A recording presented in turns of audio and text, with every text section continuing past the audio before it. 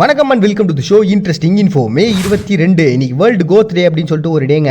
கோத் அப்படின்றது பார்த்தீங்கன்னா ஒரு கலாச்சாரம். 2009 இங்கிலாந்தில் இதுக்காக நிறைய அமைப்புகள்லாம் உருவாச்சு. ஆனால் அதுக்கு முன்னாடியே பார்த்தீங்கன்னா யுனைடெட் கிங்டமில் 1970 இவங்க சின்ன சின்ன குழுக்களாக இருந்தாங்க, இசைக்குழுக்களாக இருந்தாங்க. ஸோ அப்படிப்பட்டவங்களோட தோற்றம் எப்படிப்பட்டதாக இருந்தது அப்படின்னா ஒரு மாதிரி ரகடா, ஒரு மாதிரி நம்ம வில்லன்கள்லாம் சொல்லுவோம் தெரியுங்களா, அந்த மாதிரியான ஒரு தோற்றத்தில் இருந்தாங்க.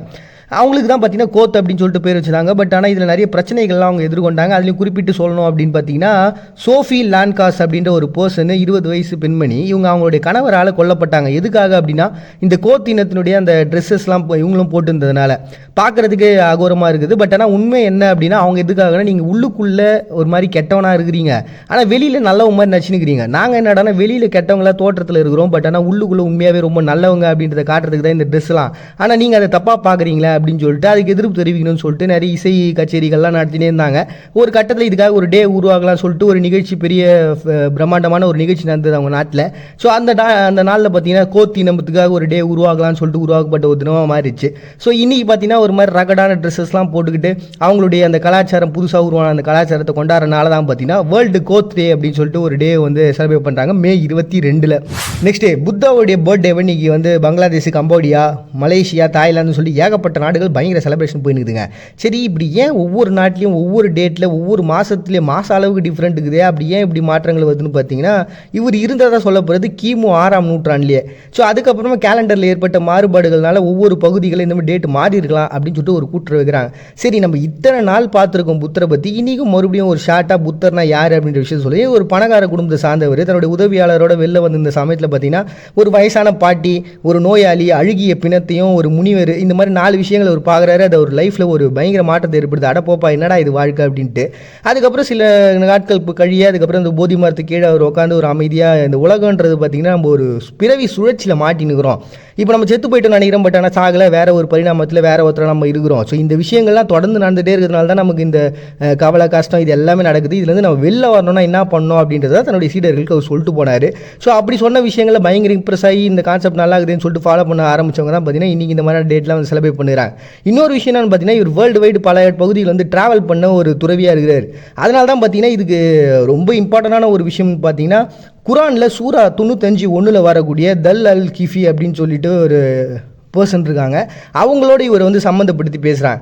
இதே மாதிரி பார்த்தீங்கன்னா கிறிஸ்துவத்துலேயும் இருக்குது. இதே மாதிரி பல பகுதிகளில் அங்கே இருக்கக்கூடிய பிளேஸுக்கு ஏற்ற மாதிரி வந்து புத்தரை வந்து வேற ஒருத்தவங்களாம் வந்து திருத்தி காட்டுறது, இந்த மாதிரியான விஷயங்கள்லாம் இருக்குது. ஒரு ஆச்சரியமான ஒரு விஷயமா தான் இருக்குதுங்க. ஸோ இப்படி ஒரு பல பகுதியில் டிரான்ஸ்ஃபர் ஆகி போனதுனால தான் பார்த்தீங்கன்னா இன்றைக்கி இப்போ பல உலக நாடுகளையும் இவருக்கு தெரிஞ்ச ஒரு பர்சனாக இருக்காரு. அதனால தான் இவருடைய பர்த்டேவை இன்றைக்கி இவ்வளோ இம்பார்ட்டன்ஸ் பார்க்குறாங்க. எல்லோருடைய பேச்சையும் கேள், யாரையும் பின்தொடர சொன்ன புத்தரை பின்தொடர்ந்து இன்றைக்கி பல பகுதிகளில் அவருடைய பர்த்டேவை செலிப்ரேட் பண்ணுறாங்க மே 22.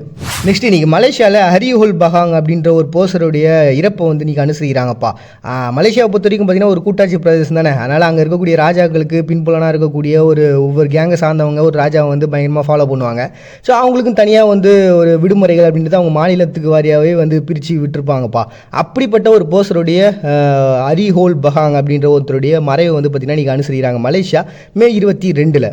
நெக்ஸ்ட் ரிபப்ளிக் டேவை இன்றைக்கி ஸ்ரீலங்கா செலிப்ரேட் பண்ணுறாங்க. 1948 பார்த்தீங்கன்னா டொமினிகன் குடியரசாக இவங்க வந்து மாறினாங்க. அதாவது சுதந்திரம் அப்படின்ற ஒரு விஷயத்தை அறிவிச்சிட்டாங்க. அதுக்கப்புறம் பார்த்தீங்கன்னா சிலோன் அப்படின்னு சொல்லிட்டு அவங்களுடைய பேர் இருந்தது. அதை வந்து 1972 மாற்றி அவங்க வந்து முழுமையான குடியரசாக அவங்க மாறினாங்க. ஏன்னா டொமினிகன் குடியரசு அப்படின்றது இங்கிலாந்துடைய கண்ட்ரோல்லே இருக்கக்கூடிய ஒரு பிளேஸு. அதுக்கப்புறம் இவங்களுக்குன்னு பார்த்தீங்கன்னா 1972 மாறிட்டாங்க. அதுக்கப்புறம் தான் உள்நாட்டு போர் இந்த பிரச்சனைகள் நடக்க ஆரம்பிச்சுது. ஸோ அவங்களுடைய உண்மையான ஒரு ரிபப்ளிக், அதாவது குடியரசு தினம் அப்படின்றது பார்த்தீங்கன்னா ஸ்ரீலங்காவில் இன்றைக்கி தான். பட் ஆனால் அவங்களுடைய ஆட்சி 1978 ஒரு புதிய ஆட்சி வந்ததுக்கப்புறம் அந்த அரசாங்கம் வந்து இந்த விஷயத்தை கொண்டாடுறது அப்படின்றத நிறுத்திட்டாங்க. பட் இருந்தாலும் சில பேர் நீங்கள் வந்து இன்றைக்கி தான் ரிபப்ளிக் டே அப்படின்னு சொல்லிட்டு ஸ்ரீலங்கா வந்து செலிப்ரேட் பண்ணுறாங்க மே 22. நெக்ஸ்ட் அபாலிஷன் டே அப்படின்னு சொல்லிட்டு மார்டின் கியூ அப்படின்ற ஒரு பிளேஸுங்க. இவங்க வந்து 1848 பார்த்தீங்கன்னா பிரெஞ்சுக்காரங்க ஆப்பிரிக்க அடிமைகளை உள்ளே கொண்டு வந்தாங்க. அவங்களுக்கு வந்து சுதந்திர குத்தலாம் அப்படின்னு சொல்லிட்டு இதை அறிவிக்கிறதுக்காக சில பர்சன் அவங்க நாட்டுக்கு போகிறதுக்கு முன்னாடியே அங்கே ஒரு கிளர்ச்சி ஏற்பட்டு அவங்களே அவங்களுடைய விடுதலையை வந்து வாங்கிக்கிட்டாங்க. ஸோ அப்படிப்பட்ட அடிமை ஒழிக்கப்பட்ட அந்த தினத்தை பார்த்தீங்கன்னா இன்றைக்கி வந்து அபாலிஷன் டே அப்படின்னு சொல்லிட்டு மார்டின் கியூ வந்து செலிப்ரேட் பண்ணுறாங்க மே 22. நெக்ஸ்ட் யூனிட்டி டே அப்படின்னு சொல்லிட்டு ஏமனுங்க. ஏமனை பொறுத்த வரைக்கும் வடக்கு ஏமன், தெற்கு ஏமன் சொல்லிட்டு ரெண்டாக பிரிஞ்சுது. இது காரணம் என்னன்னு பார்த்தீங்கன்னா முடவாக்கிலைட் கிங்டம் அப்படின்னு சொல்லிட்டு ஒரு கிங்டம் இருந்தது.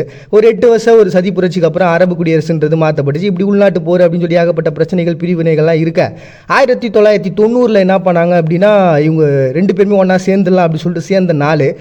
பட் ஆனால் அதுக்கு காரணம் என்னென்னு பார்த்தீங்கன்னா நடுவில் பிரிட்டிஷ்காரங்க வந்து இவங்களை ஆக்கிரமிச்சது தான். அவங்க வந்து போனதுக்கப்புறம் மறுபடியும் 1972 இவங்களுக்குள்ள பிரச்சனை ஸ்டார்ட் ஆச்சு. பட் ஆனால் 1988 என்ன பண்ணிட்டாங்கன்னா, நம்ம இந்த மாதிரி பிரிஞ்சு இருக்கிறதுனால தான் இந்த ஆளுங்கெல்லாம் வந்து நம்மளை ஆக்கிரமிச்சுங்கிறாங்க, நம்ம ஒத்துமையாக இருந்தால் நம்ம வடிமை அப்படின்னு சொல்லிட்டு இவங்க 2 பேரும் ஒத்துமையானதுனால தான் பார்த்தீங்கன்னா 1990 நடந்த அந்த விஷயத்தை யூனிட்டி டே அப்படின்னு சொல்லிட்டு செலிப்ரேட் பண்ணுறாங்க. ஏமன் மே 22. எதுவுமே நிரந்தரம் இல்லை, அது உண்மைதான். பட் அதுக்காக நம்ம எல்லாத்தையும் விட்டுட்டு தனித்திருக்க முடியாது. ஏன்னா எதுவுமே நிரந்தரம் இல்லை அப்படிங்கிறத புரிய வைக்கிறதுக்கு தான் இந்த எல்லா விஷயத்தையும் நமக்கு இயற்கை கொடுக்குது. அதை அனுபவிச்சாதான் அது என்னங்கிறது முழுமை நமக்கு புரியும். மறுபடியும் உங்களால் நாளைக்கு வந்து சந்திக்கிறாரு உங்ககிட்ட விடைபெறுவது நான் அவங்க பாண்டியா. நீங்கள் பார்த்துட்டு இருக்கேன் இந்த நிகழ்ச்சி இன்ட்ரெஸ்டிங் இன்ஃபோ.